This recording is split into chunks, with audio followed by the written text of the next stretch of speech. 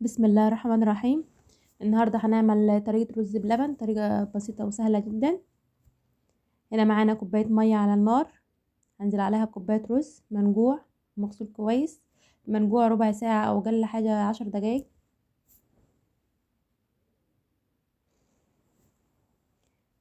هقلب فيه شويه 10 دقايق كمان، هيتقلب 10 دقايق كمان في الميه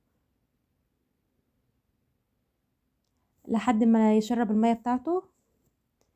هنا خلاص ابتدى يشرب الميه بتاعته، هنزل عليه باللبن.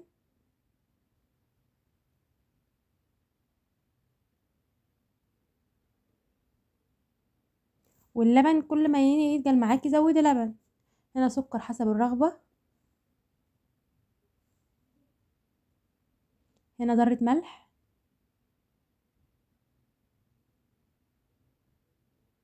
وهنزل عليه بشويه فانيليا عشان اللبن تديله روح حلوه كمان.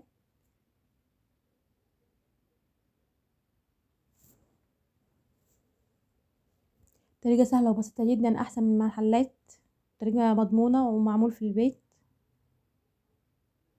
جربوها على الطريقه دي مش هتندموا.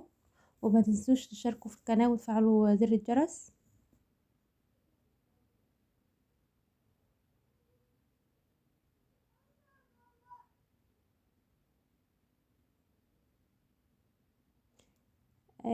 ان شاء الله يعني مش هو 10 دقايق بالظبط. لو اختمر معاكي فضل تغسليه كويس وتسيبيه ربع ساعه او 10 دقايق بيستوي بسرعه خالص. ده شكله خلاص بعد ما جرب يستوي. في تركايه بسيطه خالص، دي تركايه مهمه لازم تعملوها. هنا عندي معلقتين نشا، هنزل عليهم بمعلقتين لبن بارد، وهنزل عليهم بتدريج مع التقليب المستمر زي ما انتم شايفين.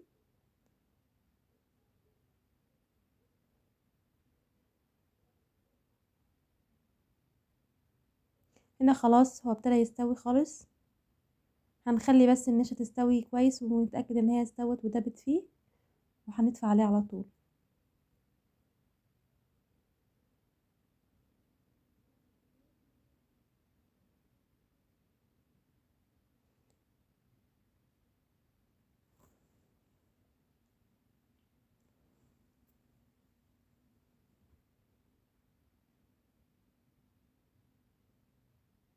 هنا خلاص هو استوى خالص، هنغرفه في الاطباق وتشوفوه بعد الغرف، والتزيين ده يرجع لكم انتوا.